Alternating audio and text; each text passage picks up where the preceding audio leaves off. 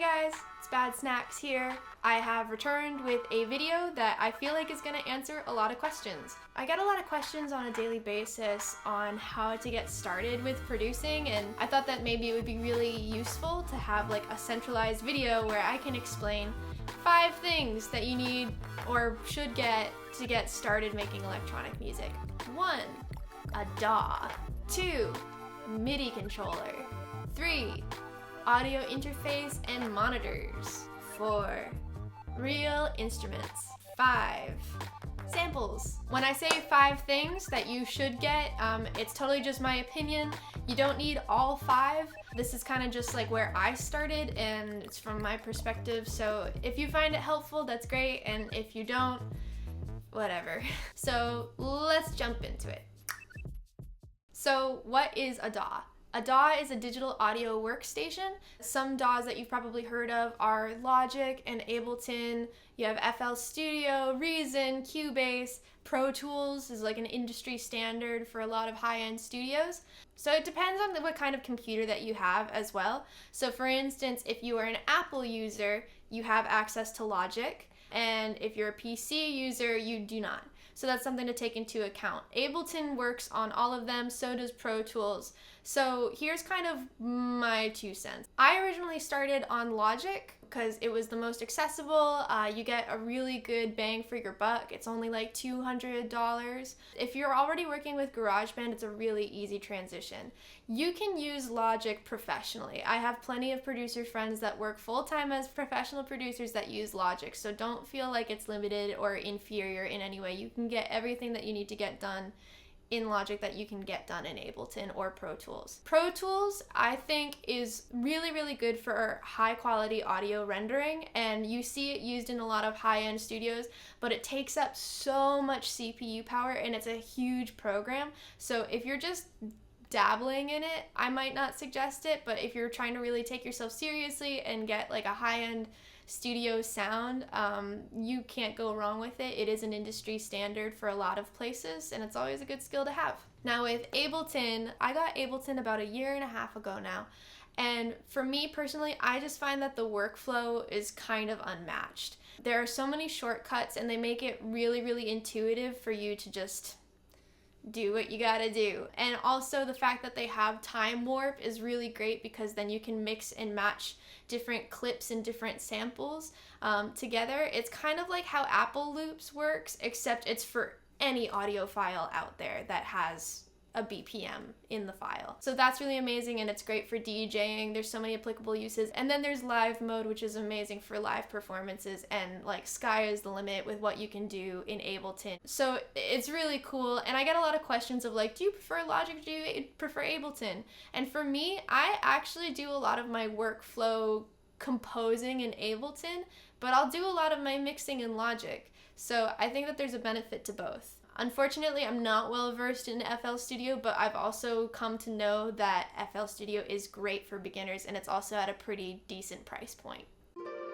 So the next thing I would suggest getting is a MIDI controller. In a lot of these programs, you do have like typing capabilities, and if you're an artist that's just taking samples of audio and kind of mix and matching them and then cutting them down, you don't necessarily need a MIDI controller.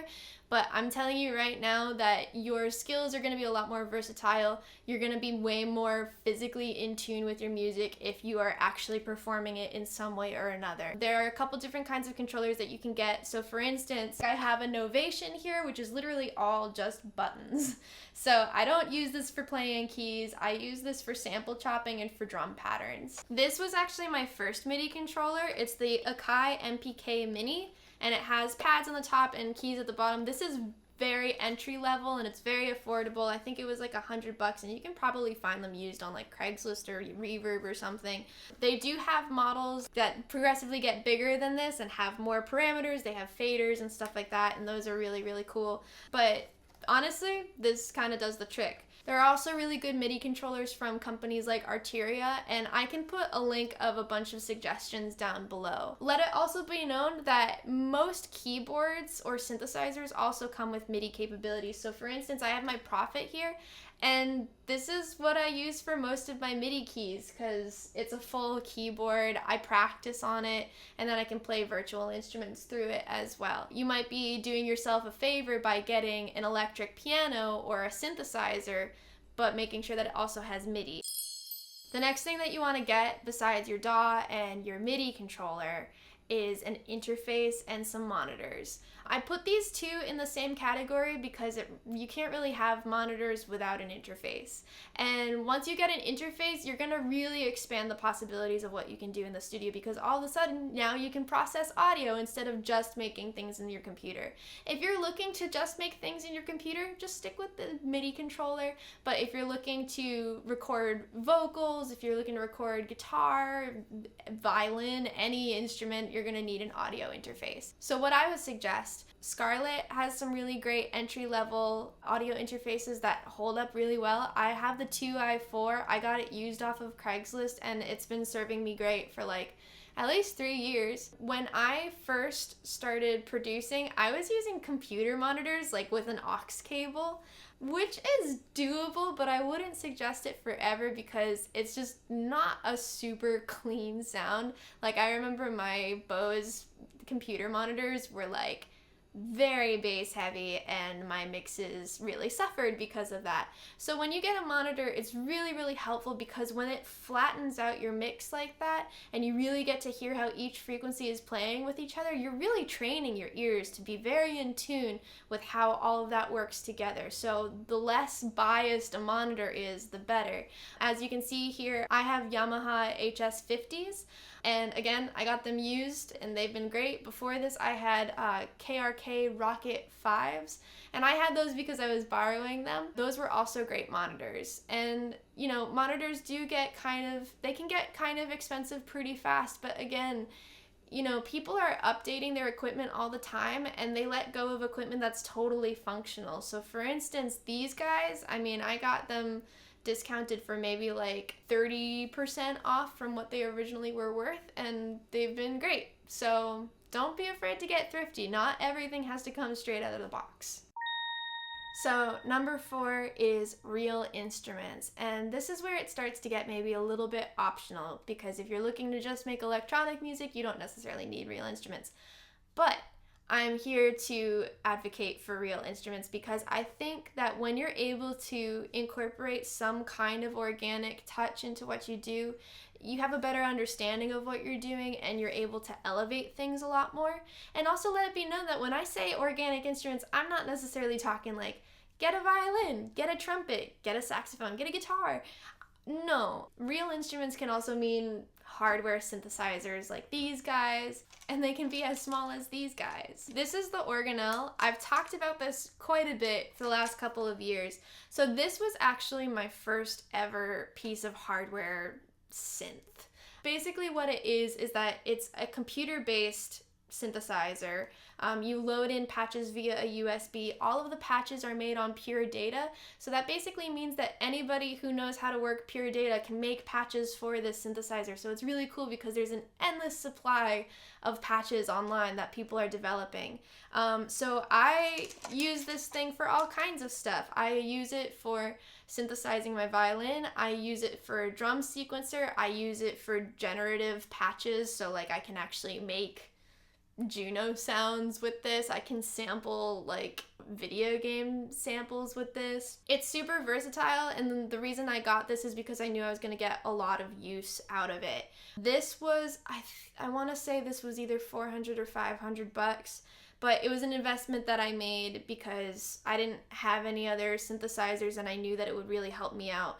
I did kind of take it a little bit of a step further because I also downloaded pure data and I started trying to put patches together, and actually just by doing that I feel like I learned a lot about synthesis and sound design. So I don't know, pure data is free. It's good to educate yourself on stuff, and I'm not like an expert by any means, but even just learning how like basic oscillation and LFOs work, very useful. Another one that you've probably seen is the OP1, and this thing is awesome. I don't really understand why people pit this one against the organelle because they're two completely different synthesizers that do two completely different things.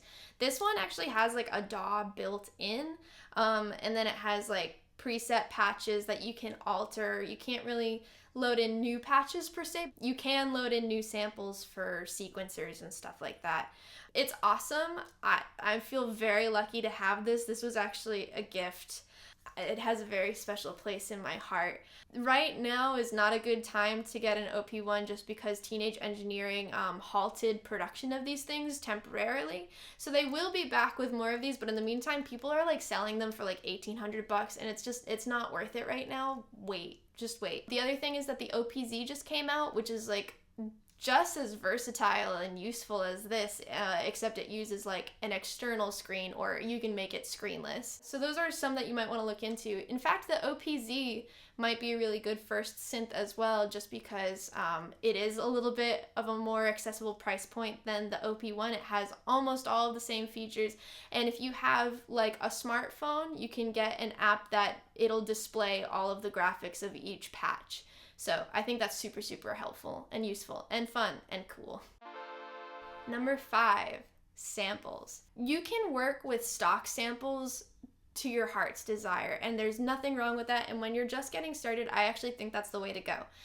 But one thing that I will say is that you will notice a tangible difference in your music once you start introducing higher quality samples that haven't been pre-compressed so much. So on Ableton, for instance, there's like sampler, simpler, and drum rack.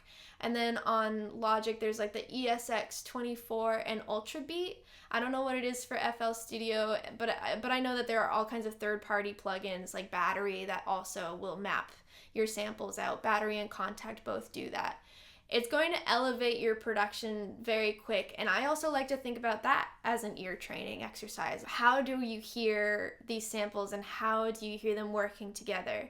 So some really great resources to get samples. First of all, Splice is a great resource, sounds.com, but I actually think it's really cool because a lot of producers are putting out sample packs. And I know I'm biased because I've also put out a sample pack. But seriously, some of my favorite samples have come from my friends, like Lightfoot, Effa, Jim Alexander. I'll put links to all of these sample packs down below, but what's really cool is a lot of these producers will go out of their way to extract samples that they've created or processed themselves in their music, and they'll make it available to us that, you know, that we hear this high quality music and we can have those sounds too. And in the meantime, we're helping support these independent artists, which I think is like the coolest thing in the world.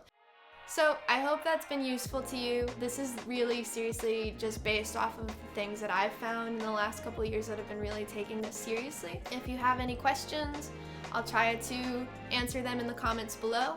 And also just let it be known that I do teach one-on-one coaching. Currently there is a wait list, but I'll put down the survey below if you're seriously interested in taking lessons. I'll just put that down below if you want to check that out. In the meantime, I am trying to make an effort to teach more workshops. I've been teaching at Beat Lab Academy, and we have a couple workshops coming up. The first one sold out, which is amazing to me. And you can catch me at shows. Come say hey. You know, I usually post about them on my Instagram, and I love, love, love meeting you guys. It's been so cool. In the meantime, happy music making. See ya.